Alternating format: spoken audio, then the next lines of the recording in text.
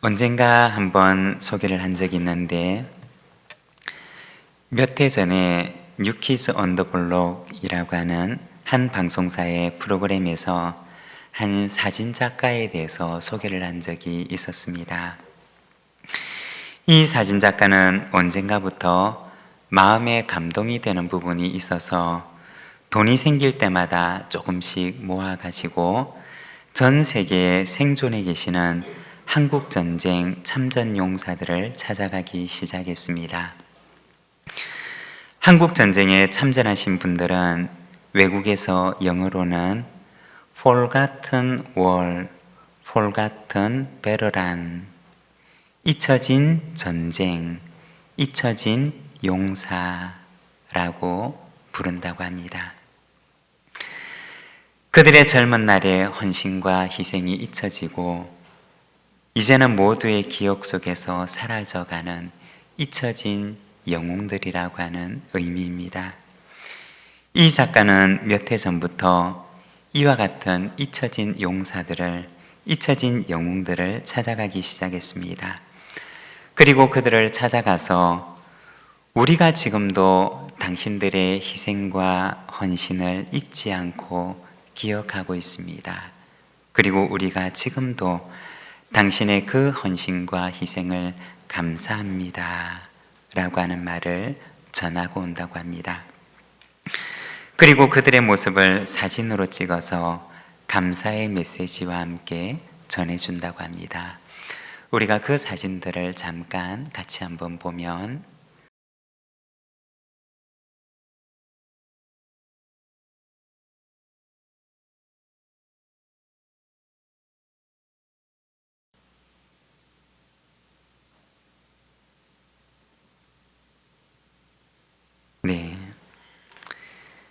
이 사진 작가는 처음 방문을 했을 때 우리가 아직도 당신들을 기억하고 있습니다 라는 것을 알리고, 그리고 그들에게 감사의 말을 전하고, 그리고 그들의 모습을 사진의 기록으로 남긴 뒤에 다음에 다시 그곳을 방문해서 그때 찍었던 사진들을 액자에 담아서 전해주었다고 합니다.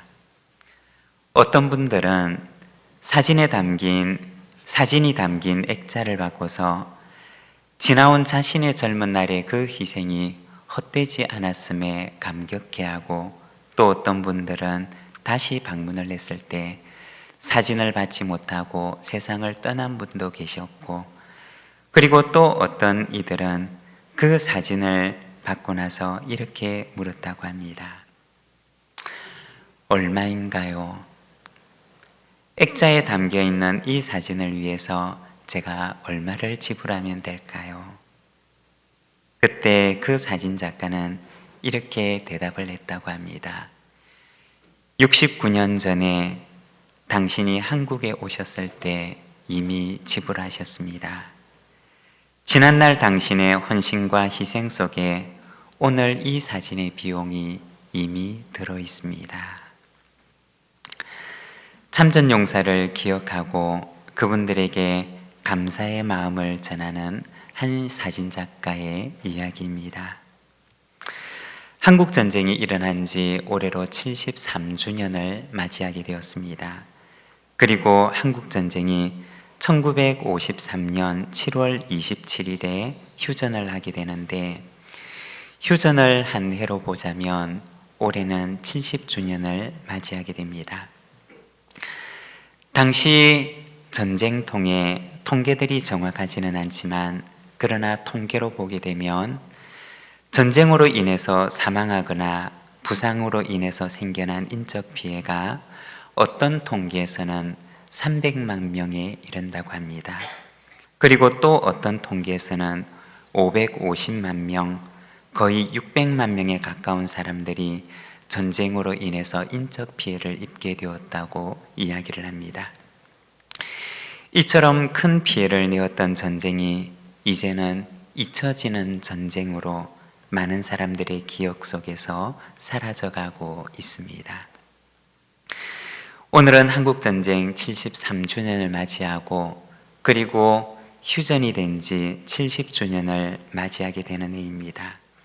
우리가 전쟁의 아픔을 기억하고 그리고 이 땅의 평화를 소망하면서 오늘은 에베소서 2장 말씀을 통해서 십자가 평화의 선물이라는 제목을 가지고 오늘 잠시 함께 말씀을 묵상하고자 합니다. 오늘 우리가 읽고 있는 이 에베소서 2장의 말씀은 화평의 예수님에 대해서 말씀을 합니다. 14절에서 18절까지 말씀을 보게 되면 그는 우리의 화평이신지라 둘로 하나를 만드사 원수된 것 곧 중간에 막힌 담을 자기 육체로 허시고 법조문으로 된 계명의 율법을 폐하셨으니 이는 이 둘로 자기 안에서 한 세 사람을 지어 화평하게 하시고 또 십자가로 이 둘을 한 몸으로 하나님과 화목하게 하려 하심이라. 원수된 것을 십자가로 소멸하시고 또 오셔서 먼 데 있는 너희에게 평안을 전하시고 가까운 데 있는 자들에게 평안을 전하셨으니 이는 그로 말미암아 우리 둘이 한 성령 안에서 아버지께 나아감을 얻게 하려 하심이라. 여기 보면 십자가로 화평을 만드신 예수님에 대해서 말씀을 하고 있습니다. 하나님과 화평을 이루시고 그리고 유대인과 이방인 사이에 화평을 이루시고 세 사람을 지어서 화평 가운데 하나님께 나아가도록 하는 모습을 말씀을 해주고 있습니다. 오늘은 이 말씀을 통해서 우리가 세 가지의 평화에 대해서 잠시 함께 묵상하고자 합니다. 먼저 첫 번째는 하나님과의 평화입니다. 14절에서 16절까지 말씀을 우리가 자막을 보면서 함께 봉독하겠습니다. 그는 우리의 화평이신지라 둘로 하나를 만드사 원수된 것 곧 중간에 막힌 담을 자기 육체로 허시고 법조문으로 된 계명의 율법을 폐하셨으니 이는 이 둘로 자기 안에서 한 세 사람을 지어 화평하게 하시고 또 십자가로 이 둘을 한 몸으로 하나님과 화목하게 하려 하심이라. 원수된 것을 십자가로 소멸하시고. 아멘. 여기에 보면 여러 번 반복해서 화평이라고 하는 말이 나오고 있습니다. 이 화평이라고 하는 말은 원어 성경을 보게 되면 헬라어로 에이레네라고 하는 단어를 사용합니다. 이 헬라어 에이레네라고 하는 단어가 의미하는 것은 전쟁이 없는 상태, 전쟁으로부터 자유로운 상태, 전쟁이 종식되었거나 휴전을 통해서 전쟁이 없는 쉼의 상태를 가리키는 말입니다. 과거 로마 사람들이 사용을 하던 라틴어의 팍스라고 하는 말과 같은 의미를 지니고 있는 말입니다. 이 두 말은 모두가 다 전쟁이 없는 상태를 가리키는 말입니다. 그런데 사도 바울이 오늘 이 에베소서에서 말씀하고 있는 에이레네는 사실은 히브리어로 표현을 하자면은 샬롬이라고 하는 단어에 해당하는 말입니다. 바울이 정말 말하고 싶었던 것은 바로 성경에서 이야기하고 있는 샬롬이었던 것입니다. 이 샬롬이라고 하는 말의 의미는 무엇이냐? 그것은 온전하다라고 하는 의미에서 온 말인데 깨어지기 전에 온전함, 그리고 손상되기 전에 온전함을 가리키는 말입니다. 이것을 바로 성경에서는 샬롬이라고 이야기를 하고 있습니다. 이 샬롬은 어디에서 출발하느냐? 하나님의 성품에서 출발하는 것입니다. 성부 하나님, 그리고 성자 하나님, 성령 하나님, 이 삼위 하나님께서 존재하고 있는 방식이 바로 샬롬이라고 하는 것입니다. 2023년 올해 우리 교회 표어는 하나가 되게 하소서입니다. 하나됨을 향한 기도와 소망을 담은 이 표가 근거로 두고 있는 것은 바로 삼위일체 하나님의 하나됨입니다.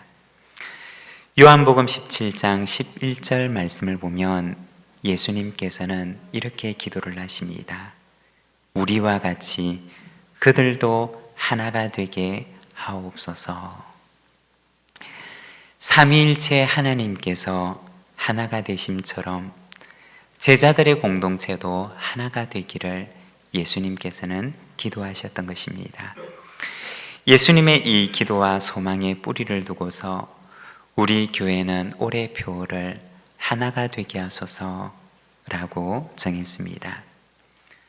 주님의 이 기도는 오늘 우리를 향한 기도이기도 할 것입니다. 하나됨은 어디에서 출발하느냐?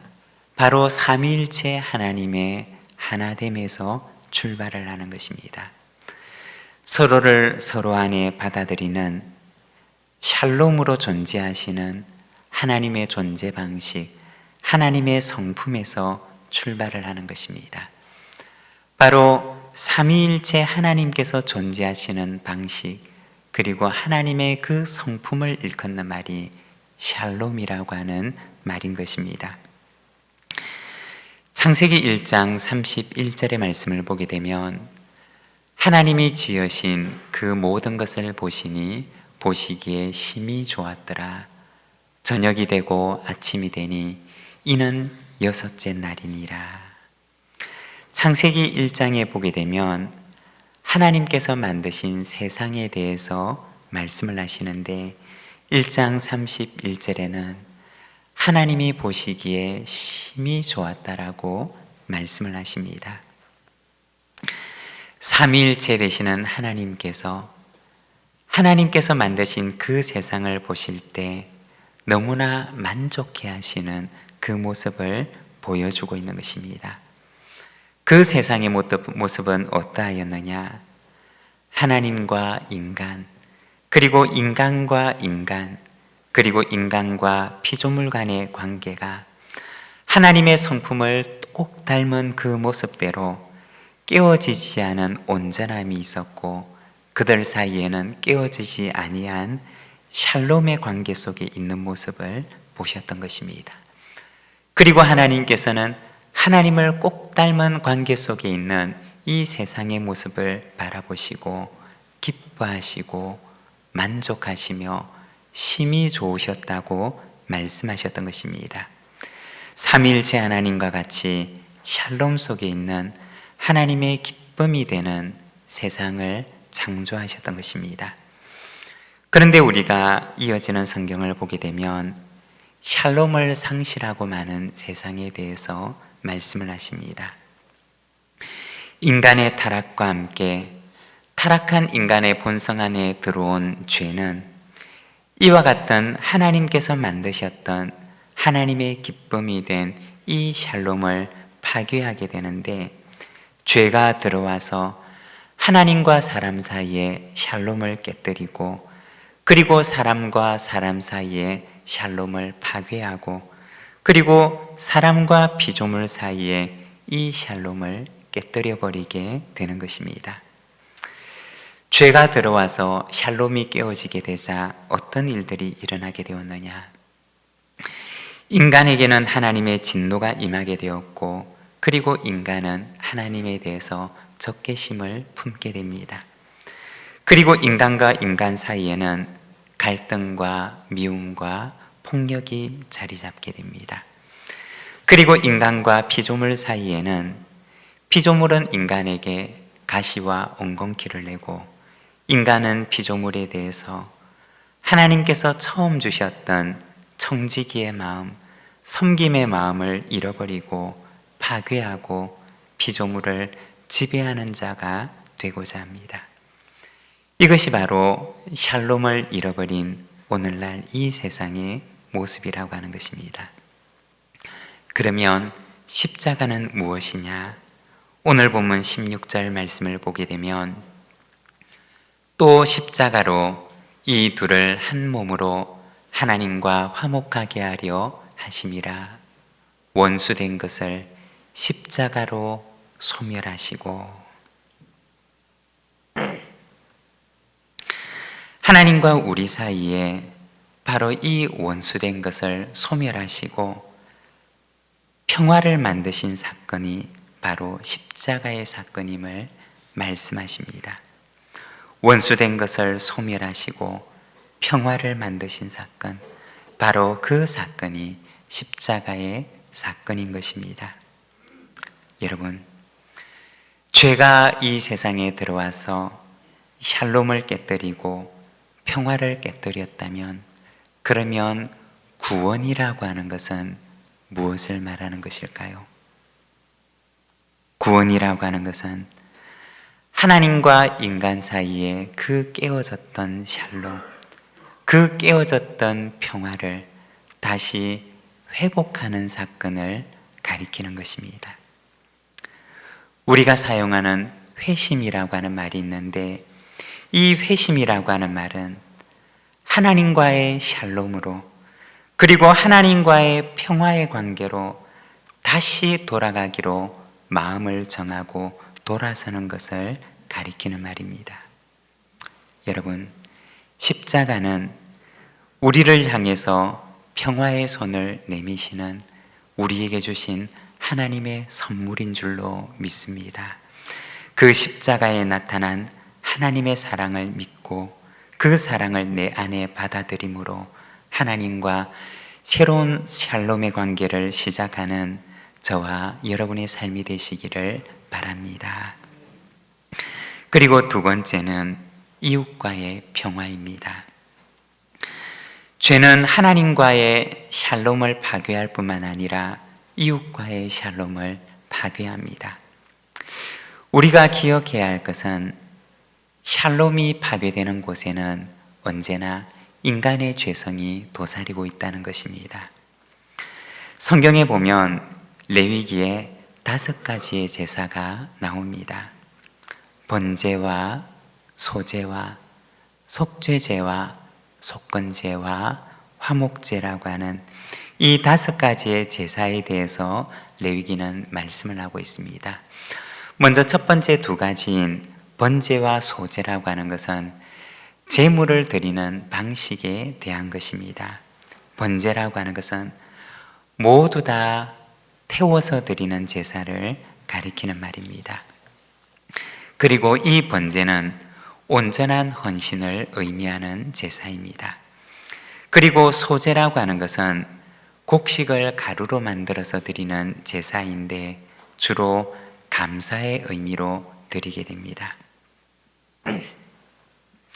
그리고 속죄제는 하나님과 인간 사이에 죄에 대한 문제를 가지고 하나님께 드리는 제사입니다. 이때에는 희생제물이 그 사람의 죄값을 대신해서 치러야만 하는 제사입니다. 그리고 속건제라고 하는 제사는 배상의 제사입니다. 이웃에게 잘못을 저지르거나 혹은 이웃에게 내가 피해를 입혔을 경우에는 그 사람이 하나님께만 와서 잘못했다고 하면 끝이 나는 것이 아니라 성경에 보면 이웃에 대해서 정당한 배상을 할 것을 말씀을 하십니다. 그리고 그 이웃에게 정당한 배상을 하고 나서 하나님께 와서 드리는 제사가 바로 이 속건제입니다. 이웃과의 관계 속에서 죄로 인한 샬롬의 파괴를 회개하고 관계를 다시 회복해 하는 제사가 바로 이 속건제라고 하는 것입니다. 그리고 화목제는 나눔의 제사입니다. 화목제로 드려진 제물은 언제나 제사에 함께 참여했던 이들이 서로 나누도록 말씀하셨습니다. 화목제는 이처럼 나눔의 제사이고 또한 제사에 함께 참여했던 이들이 서로 음식을 나누어 먹으면서 교제를 나누는 제사가 바로 이 화목제입니다. 마태복음 5장 23절과 24절 말씀을 보게 되면 예수님께서 말씀하십니다. 그러므로 예물을 제단에 드리려다가 거기서 내 형제에게 원망 들을 만한 일이 있는 것이 생각나거든 예물을 제단 앞에 두고 먼저 가서 형제와 화목하고 그 후에 와서 예물을 드리라. 바로 이웃과의 샬롬의 회복, 이웃과의 화평의 회복, 다른 말로 하면 이웃과의 평화의 회복에 대해서 말씀을 하고 있는 것입니다. 우리는 간혹 구원을 받았다라고 하는 말을 많이 사용을 합니다. 그런데 저는 구원의 의미를 살려서 조금 더 정확하게 이 말을 적용을 한다면 구원을 사십시오 라고 말하고 싶습니다. 구원은 받는 것으로 끝이 나는 것이 아니라 구원받은 이후에는 구원의 삶을 살아가는 것입니다.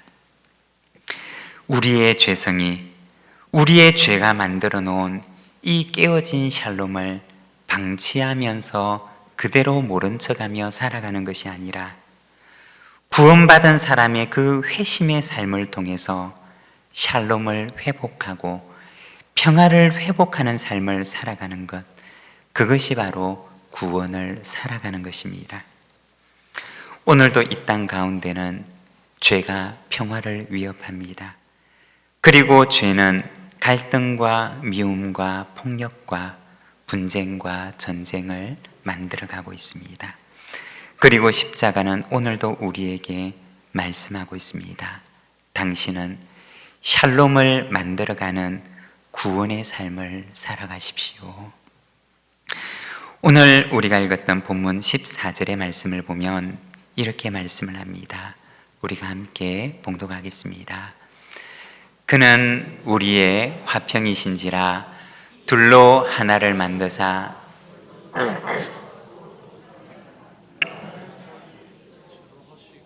아멘. 여기 보면 담을 허무시는 그리스도의 십자가의 사역에 대해서 말씀을 하고 있습니다. 과거 예루살렘 성전 외부에는 먼저 성전에서 가까운 쪽에는 유대인들의 뜰이 있었습니다. 그리고 이 유대인들의 뜰 바깥에는 이방인들의 뜰이 있었습니다. 그리고 이 유대인의 뜰과 이방인의 뜰 사이에는 돌로 만든 담이 있었습니다. 그리고 이 돌로 만든 담에는 그리스와 라틴어로 이와 같이 적혀져 있는 글귀가 있었다고 합니다. 어떤 이방인이든지 이 안으로 들어오는 자는 죽임을 당하게 될 것이라고 하는 경고문이 있었습니다. 그런데 오늘 우리가 읽고 있는 이 에베소서 말씀을 보게 되면 그리스도께서는 바로 이 둘 사이에 막힌 담을 허무셨다고 말씀을 하십니다. 유대인과 이방인 사이를 가로막고 있던 그 적개심의 담을, 인간이 그어놓은 그 담을 주님께서는 십자가로 허무셨던 것입니다. 십자가는 오늘도 우리에게 막힌 담을 허물 것을 말씀을 하십니다. 샬롬과 평화의 회복을 말씀하십니다. 막힌 담을 허무시는 그 십자가의 평화의 능력이 오늘도 우리에게, 그리고 이 나라의 이 민족에게 충만하게 되기를 소망합니다. 그리고 세 번째는 평화를 만드는 사람입니다. 15절 말씀을 우리가 함께 봉독하겠습니다. 법조문으로 된 계명의 율법을 폐하셨으니 이는 이 둘로 자기 안에서 한 세 사람을 지어 화평하게 하시고, 여기에 보면 하나님께서 만드신 세 사람에 대해서 말씀을 하고 있습니다. 그는 어떤 사람이냐? 그는 유대인도 아니고 또한 그는 이방인도 아닙니다. 하나님께서는 그들을 하나님께서 만드신 그리스도 안에 있는 새 사람으로 만드셨음을 말씀하십니다. 이 새 사람은 하나님과 화평을 이루게 된 사람이며 또한 이웃과 화평을 이루게 되는 사람입니다. 18절 말씀을 보게 되면 이는 그로 말미암아 우리 둘이 한 성령 안에서 아버지께 나아감을 얻게 하려 하심이라고 말씀합니다. 바로 그는 성령 안에서 하나님께 나아가는 사람임을 말씀을 하고 있습니다. 여러분, 성령은 어떤 분이실까요? 성령님께서는 하나가 되게 하시는 분이십니다. 성령님께서는 평화를 만드시는 분이시며 또한 화평을 만드시는 분이십니다. 하나님과 우리 사이에 평화를 만드시고 그리고 우리와 이웃 사이에 화평을 그리고 샬롬을 만드시는 분이십니다. 성령의 사람은 바로 이와 같은 평화와 화평과 샬롬을 만들어가는 사람입니다.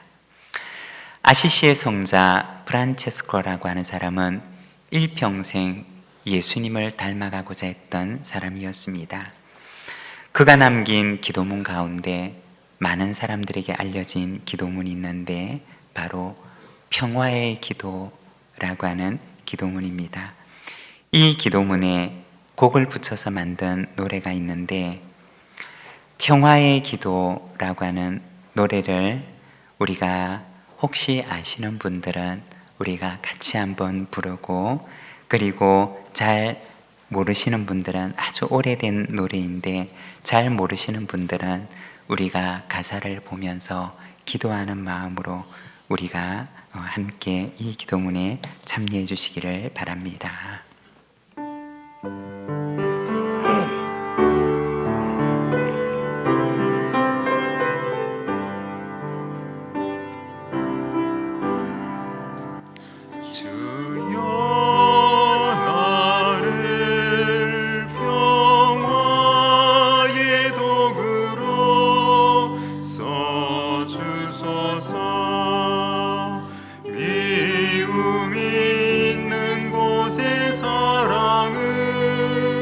상처가 있는 곳에 용서를, 분열이 있는 곳에 일치를, 의욕이 있는 곳에 믿음을 심게 하소서.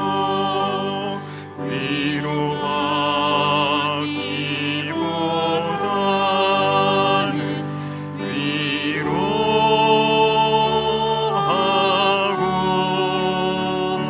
상대하기보다는